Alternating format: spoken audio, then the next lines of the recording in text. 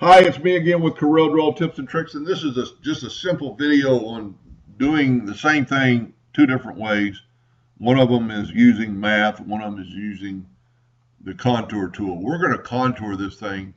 It's a 1" by 1" box. We're going to contour it 1/4 of an inch, so that means on all sides, and hit apply 9. It's going to do 9 of them.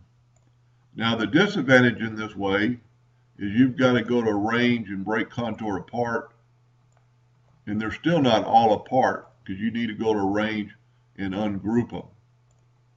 So, or let's use math. We've still got our 1" deal, 1" square. We're going to control D, and we're going to go right up here, and we're going to go 100 plus, on the plus sign, 50. So we're doing, whoop, I hit plus twice, 50. So it's increasing at 50% every time.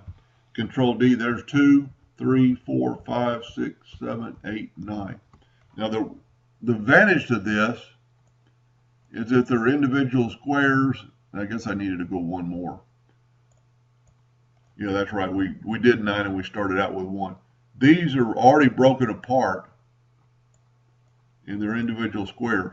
And that's one reason I did the video, just to show you that you can use math in Corel.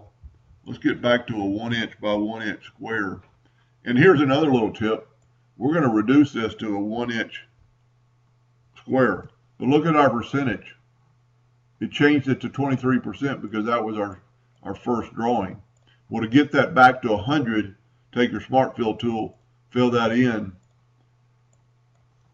left click, right click, and now you have a 100% box because basically you recreated the box. But this is another way you could do something. Control D and make a duplicate, and we're going to change it to a 2" box.